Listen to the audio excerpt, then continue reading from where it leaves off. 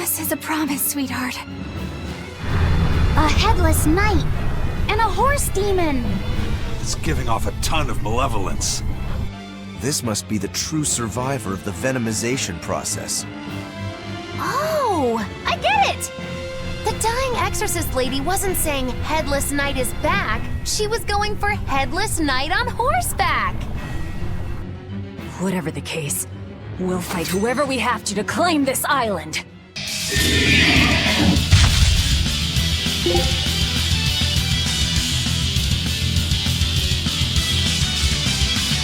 Now I can't help but wonder how the horse is named. Get close and look if you're that curious.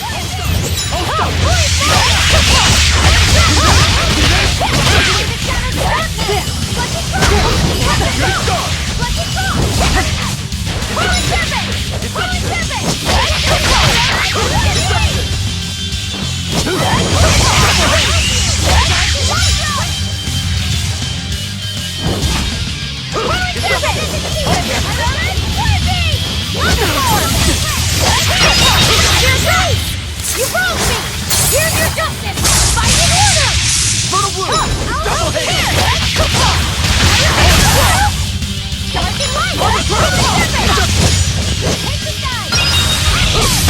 Gaze upon my fiery mirror! Double hit!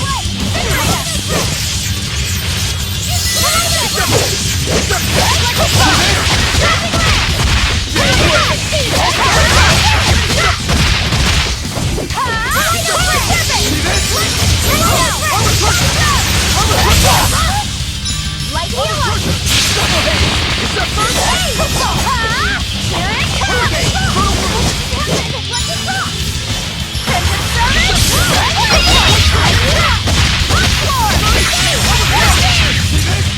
Surge! Killing flash! But I'm this close! I won't miss! Form zero! Thunder! Light heal up! First aid! Walls of armor! Hurricane! Rock storm!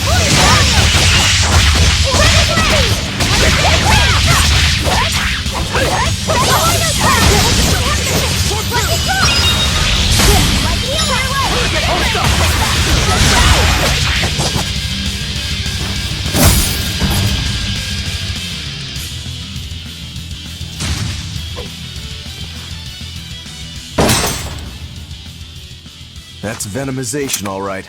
Definitely stronger than that headless lump of armor.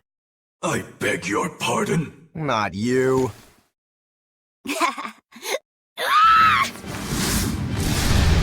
Kamoana!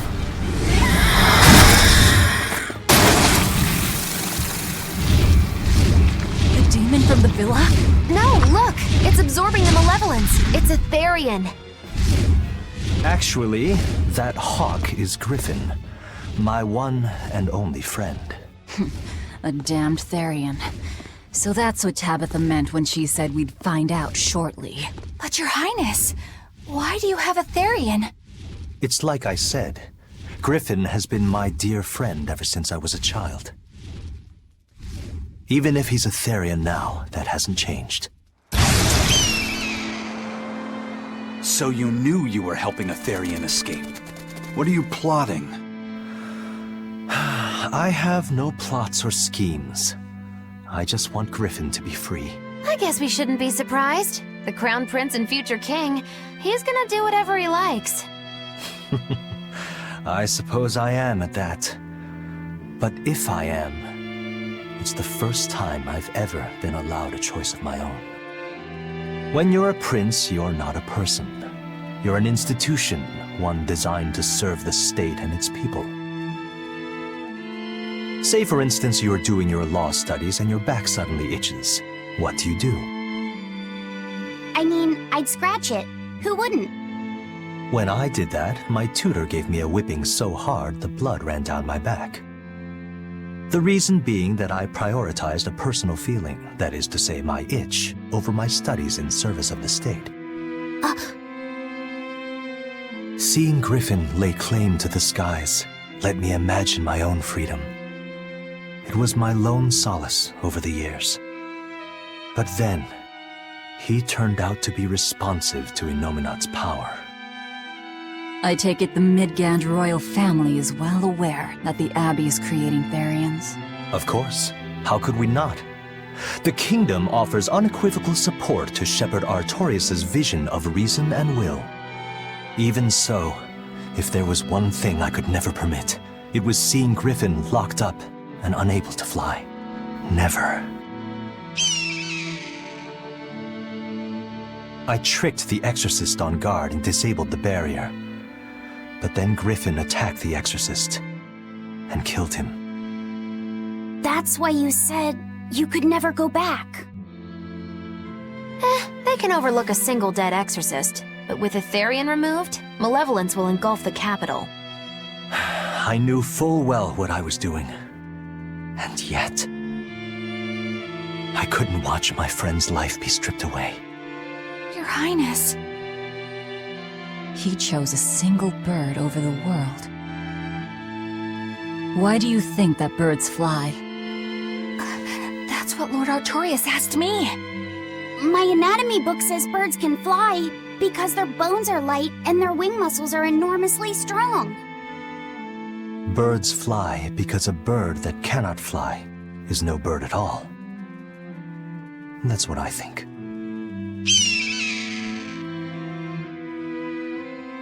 I understand now.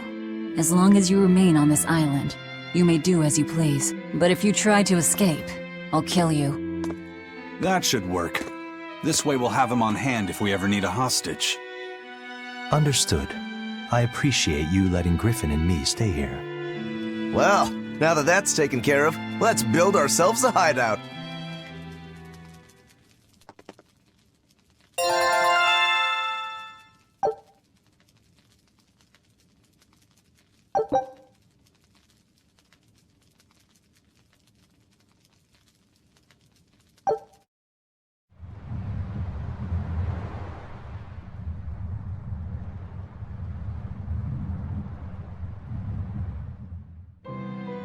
Hey, Velvet, do you know where Eleanor is?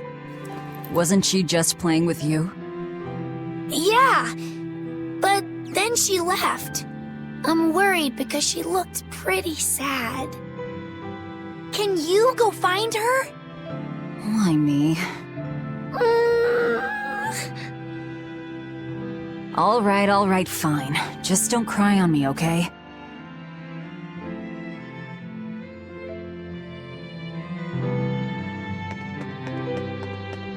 Hey, Rokuro, have you seen Eleanor? Probably. I don't know. Bit drunk. Just try not to go overboard. But man, are we a bunch of screw-ups or what? I mean, we've kidnapped a prince now. They gotta have laws against that. Broke out of prison, flattened Helives, tried to assassinate a shepherd. Hey, how many infractions do you think we're on the hook for? Pardon me if I don't stop and count. If you don't like it, nobody's forcing you to tag along. No, I still haven't repaid my debt to you. You say that, but you really just want to beat Shigure, don't you? Whoa, to me they're both connected. It's a long story, but I can tell you if you... I'll pass. Well, join me for a drink then? Can't. I'm 19.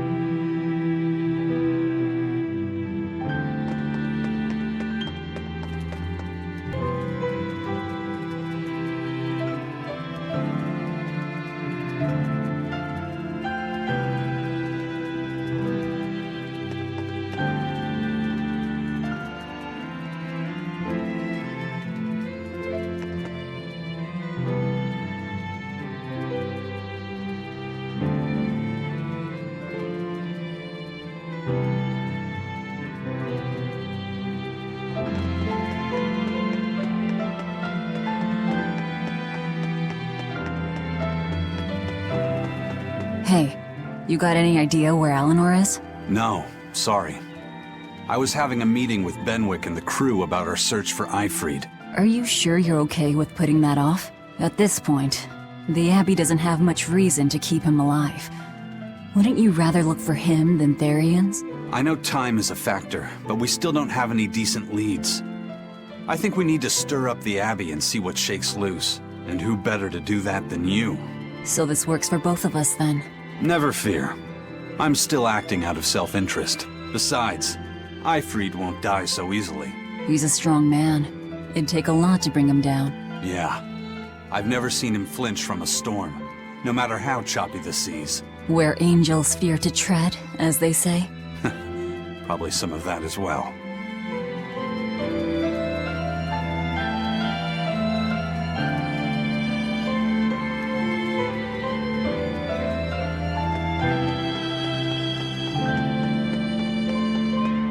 Huh. A most interesting interpretation. What do you make of this part here, then? Well, if you pronounce it Loney Kyle, then it'd mean midriff, which probably isn't right. Maybe Muse Mila?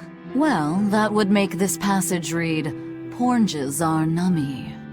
Okay. Yeah, that's not right either. What's wrong, Velvet? Have you seen Eleanor? No, I haven't. Sorry, I know I'm supposed to watch her. Just read somewhere where there's more light. You'll hurt your eyes like this. Okay.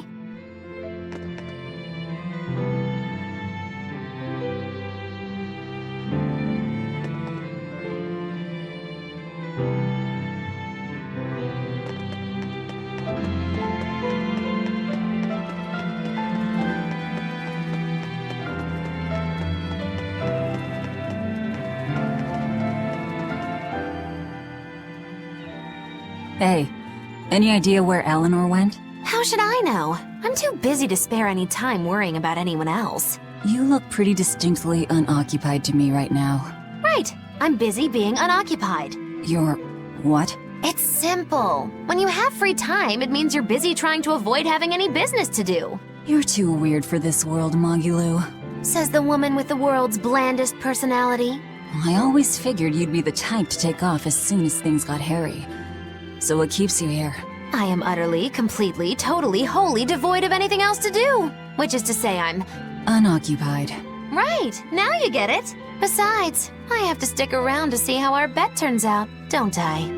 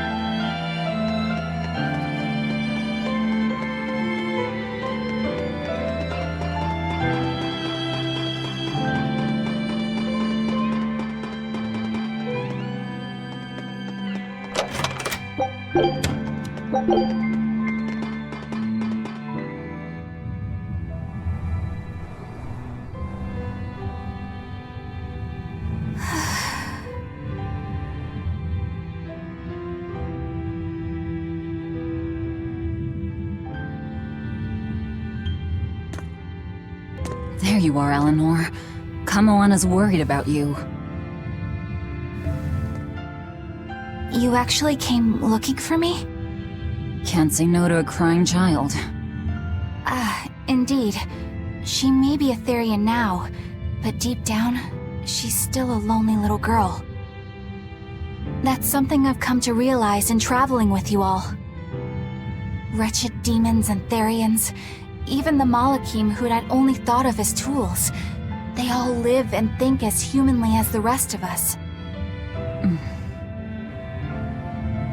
I was so clueless.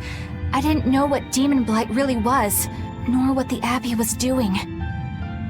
Through it all, I knew nothing beyond blind belief in whatever I was taught. Ignorance is bliss, as they say. The coward's path is not that of an exorcist. They may say, I didn't know anything, so I can't be blamed. I can't live like that.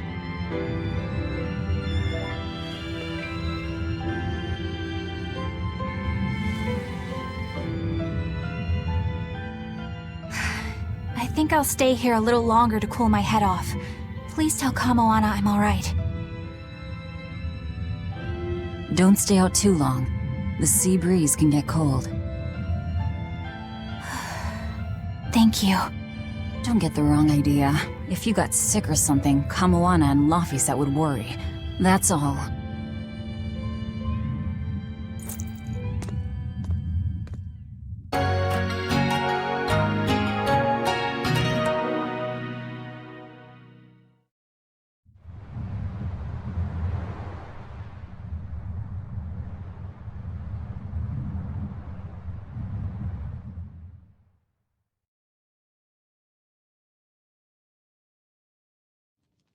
I have something to say.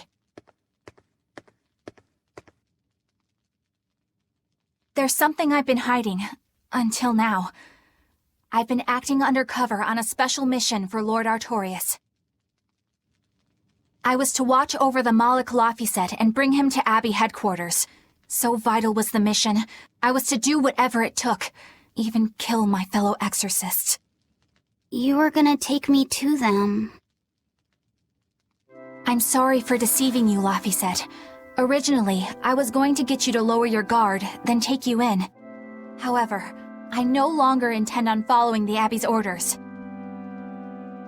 You're turning your back on Artorias? No. I still believe in the sincerity of Lord Artorias. That the world he seeks is one that will benefit all humankind. But nevertheless, I simply cannot bring myself to condone the methods he has chosen to achieve that vision, so...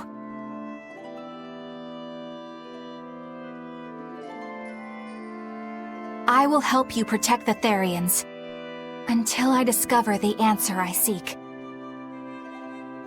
Eleanor! I want to live a life that I don't have to be ashamed of, and to do that, I have to learn the truth for myself. So, you live by your emotions after all. Maybe you found your own creed. Welcome to our wonderful world of wickedness. Don't equate us!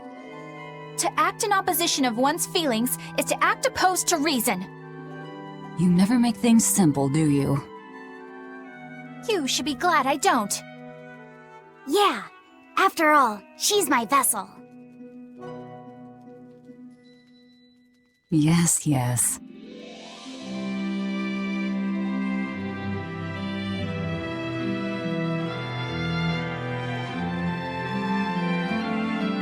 So, I think our next order of business is to find ourselves another Therion.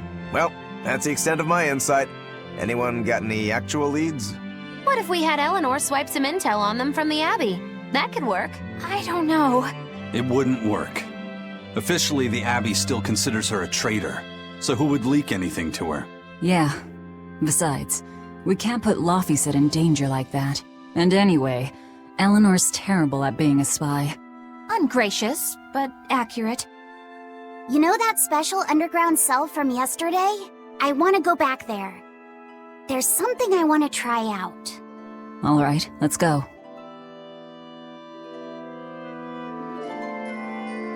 Laphicet, I must offer you an apology.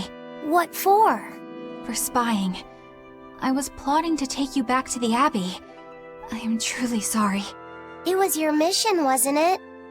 Somehow I think I always knew. You did? Call it a hunch. Besides, Velvet was really suspicious of you. Whenever you feel you're doing something wrong, you start to sweat a lot. It seemed odd. How long have you known? Ever since you became a vessel for me. I think Velvet knew too. That's quite a shock. I failed completely in my role as a spy. It's pathetic. Shameful, really. Well, I think it says something good about you. Huh? Someone who can't lie well seems like a better person than someone who has an easy time of it. Thank you, Laphicet. I think you're the better person here. I wouldn't go that far. What are you doing here, Bienfu? I was hoping you'd let me join in! We're in the middle of something important. Please leave us be for now. I'll be quiet. Just let me hang around, all right?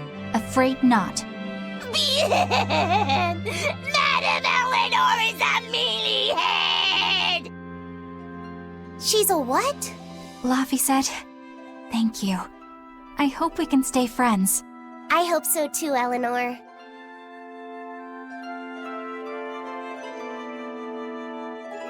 Hey, Bienfu, I have a question for you. I know Magilou likes to call herself a witch and all that, but what is she really? The obvious guess would be that she's an exorcist, but I don't think I ever saw her name in the roster. That's not surprising. She is indeed a bona fide dark witch. I should know. I saw one night just how scary she could be. It's enough to keep you awake at night. It was near the crater of a volcano. Above the bubbling magma sat a huge cauldron. Inside the cauldron, a blood-red liquid stickily simmered, boiling in the hellfire heat. When droplets splattered onto Miss Magilou's cheeks, she just cackled and licked it off, and she kept the cauldron boiling for 3 days and 3 nights. What was she making? Strawberry jam. What? What's scary about that? I was just getting to the scary part. Instead of using sugar, she put in soy sauce, cooking wine, and liquor. Soy sauce and strawberries? Is that normal? You wouldn't think so, but that contrasted sweetness, sourness, and saltiness actually makes it taste great.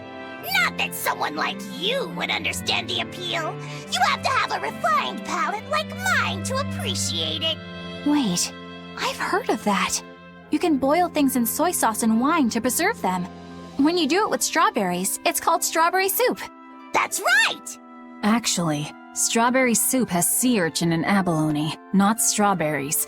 It's just called that because the sea urchin plumps up like berries. And it's not preserved either.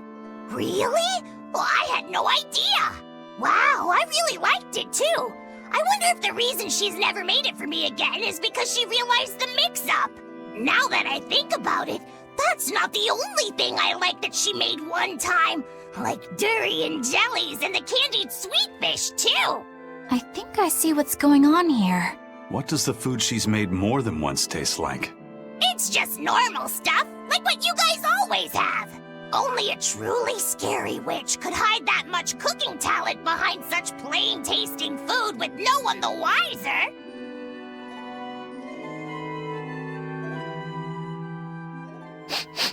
I know this smell. Yeah, it's Prince Percival's fragrant wood perfume. When I told him I'd never smelled it before, he put a little on my sleeve to try it out. I love the smell of the royal family's perfume. It's distinct, but not overpowering. It's made from Vandaria trees, conifers that grow in a snowy land. I've noticed that you and Velvet and Magilou smell nice too. Do you all wear the same perfume? We do? We don't use that stuff, but maybe you're smelling the soap we use. Oh, can only the royal family wear fragrant wood? No. Some fragrances, including the Phandaria-scented ones, only the royal family can use, but most don't have any such restriction. If they all smell so good on humans, why doesn't everyone use them? You know, I've never thought about that. Why do you think that is, Eisen? It's a bit complicated. To explain it right, I'd have to start with the history of bathing in Midgand. A few hundred years ago, people believed they would die if they took a bath. They were so terrified of baths that they wouldn't even go near one. I can't believe people would be scared of taking a bath. Why would that even happen? Well, at the time, a deadly plague was running rampant, and people thought that it could be transmitted through bathwater. Bear in mind that this was all before we had proper plumbing or techniques to purify water. People couldn't just bathe anywhere.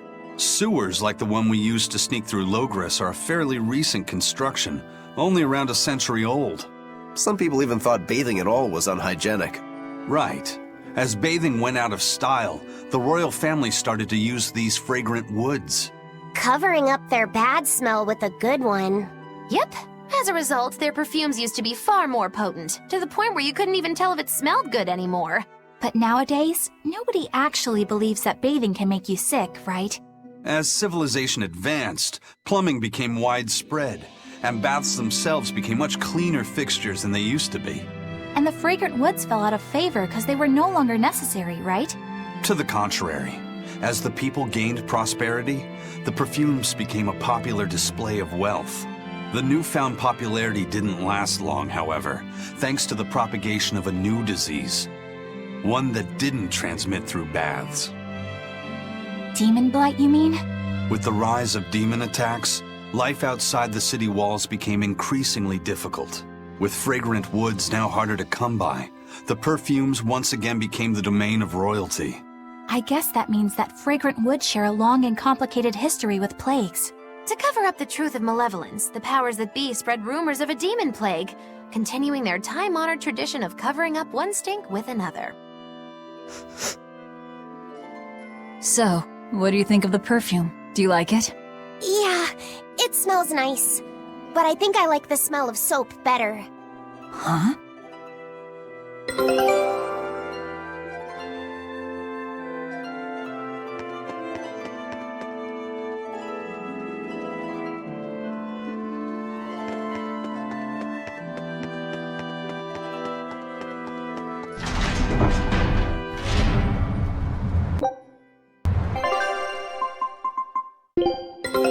Take a look at this. Show us your determination! Well done! I'd expect no less from Ifrit's crew. Great! Let's do this one Ron Getsu style, guys!